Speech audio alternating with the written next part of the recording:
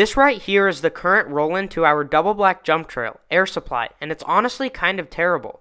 When we built this feature in the spring, it was a lot taller and wider than it is now, but dirt shrinks and compacts, and over a foot has been chopped off this roll-in. What was a perfectly fine feature is turned into a disaster, and getting speed for the Steez Cannon is a real struggle. Today, we'll make things permanent out of wood. Let's go get some of that.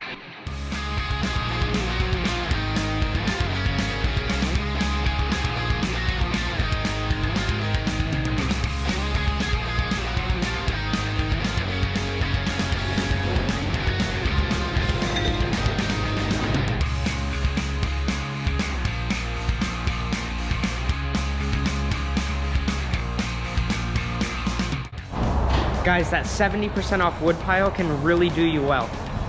All of this stuff was under $30, so take advantage because you can get all of this stuff for a good price.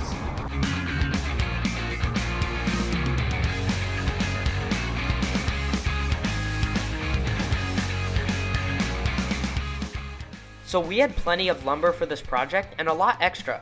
You guys tell me what you want to see me build, because with all this extra wood, we don't really have any limitations. Plus, it would be cool to put some of your good ideas to use. Anyway, I'm going to be splitting the build into 3 parts. First, we'll build the deck to roll in from. This should be fairly simple as we've done similar things before. Next, we will build the roll down, and finally the ramp up to the top. To start off the first section, we'll dig in our posts.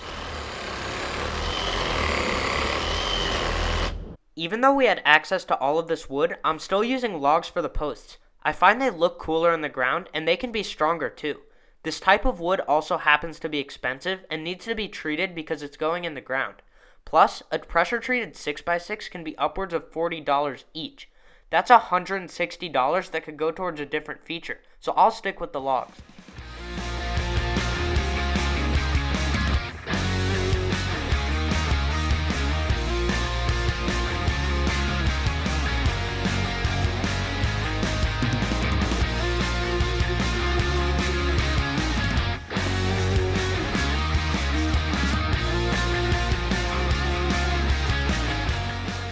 I also happened to stumble across a lot of rocks.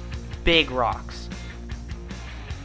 Luckily though, once we got past that, it was smooth sailing and the holes got pretty deep. We were now finally ready to start on the actual deck of the platform. I'm having my dad help me with this step in the process because it was the only nice day in the forecast and my friends weren't available this day. After trimming the post to size, we can put the 2x6s on to form the basic outer ring.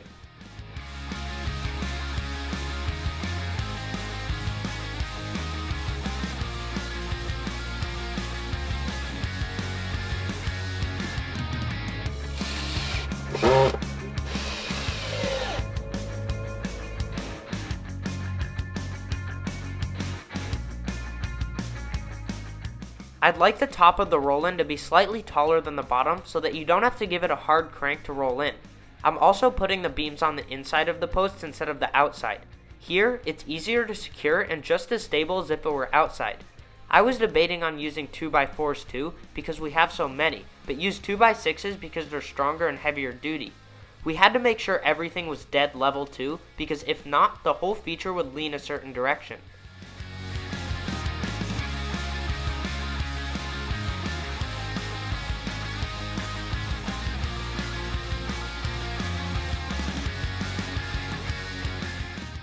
For the middle, we're attaching 3 beams to span the length of the structure. We could only use 1 or 2 if deck planks were 2x, but 1x are preferred as they're a lot cheaper and a lot grippier. Since the planks are skinnier though, they do bend more, so an extra support here and there is needed. Since the spacing between the outer beams is 82.5 inches and we have 5 boards, each board should be about 16.5 inches apart.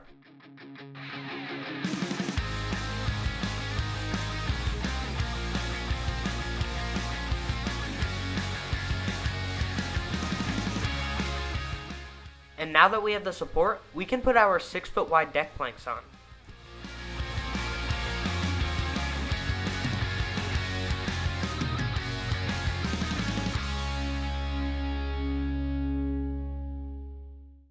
And now we can start on what will actually make this feature rideable, the roll down. I'm not exactly sure how steep I want it to be, but wherever the 3 8-foot 2x6s hit the ground is what it will be like. To connect these boards to the deck, I'm using blocks. These are just a way to get extra support out of a roll-in and serves as another mounting point.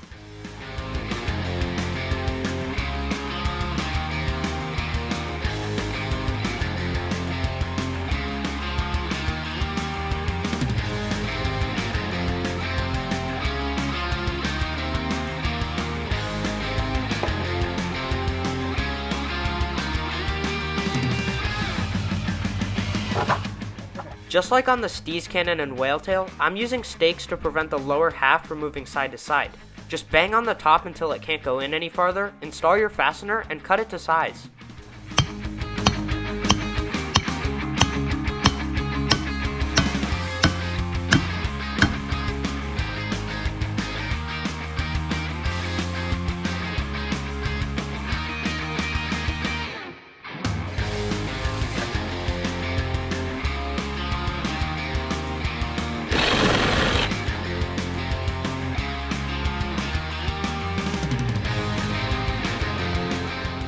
And now I can put the planks on.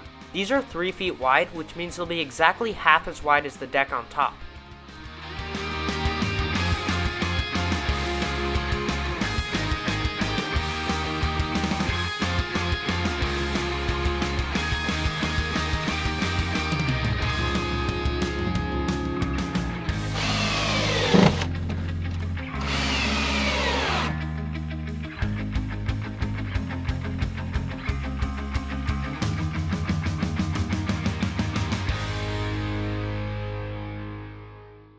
To get on top of this thing, we still need another ramp. This one will be 2.5 feet wide and will have nubs for walking up. I'm using the same method of blocks again because I like the way the roll down turned out.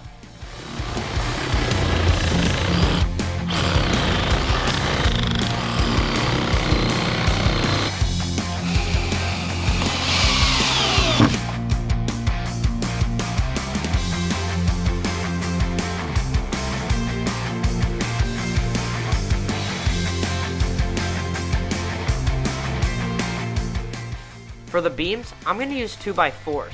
We just have so many of them and are lacking 2x6s.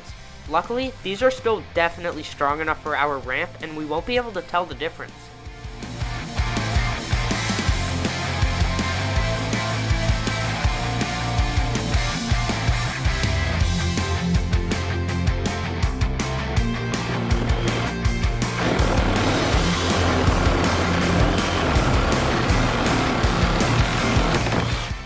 This second ramp is pretty much an exact copy of the first one, but less steep. So just like the first ramp, I'm doing my best to eyeball making all of the beams level, then doing precise measuring, and soon after we could put the planks on.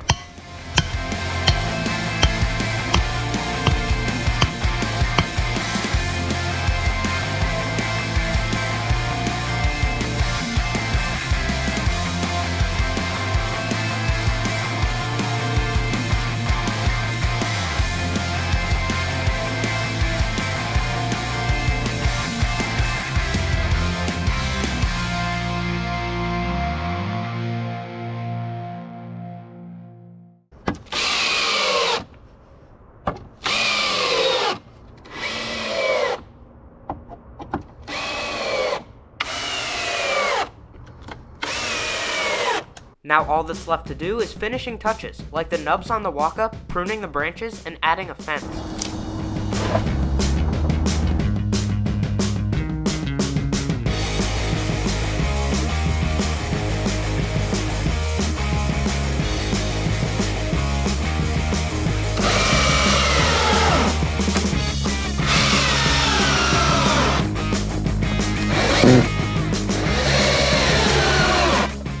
Now that this project is through, it looks amazing. I say that at the end of every build, but it's true each time. The feeling of completing a feature that took days to build is very rewarding, so let's stare at our work.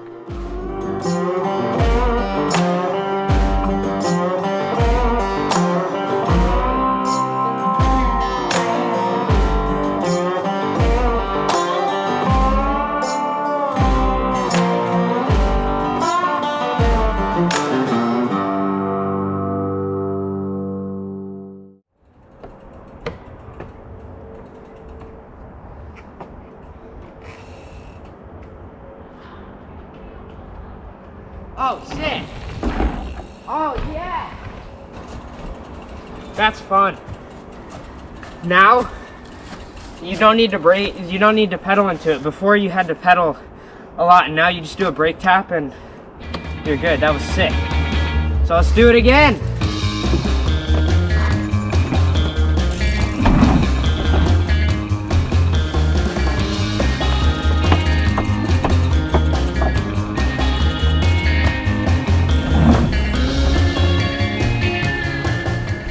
On first hitting this feature, I knew we had built it properly.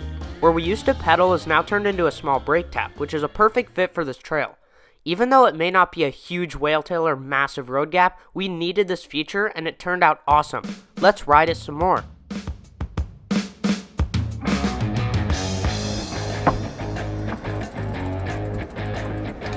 Oh, it's there, actually. Yeah, you're good. You got plenty of room.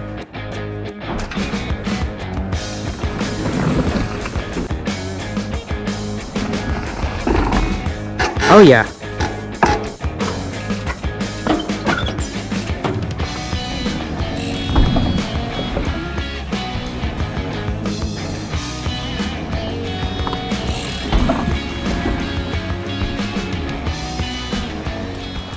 This roll-in has made the trail a lot more fun to ride than before. Most people that steered clear of this line did this because of the technical difficulty in the first section. Now that should be fixed, and speed isn't a factor of being nervous to hit this anymore.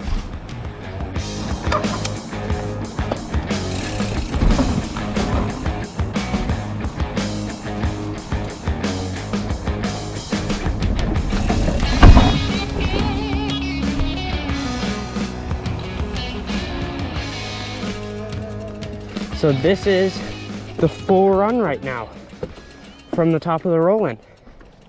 So we have this, then the Steez Cannon, Racer, Step Up, and then the road gap for next week.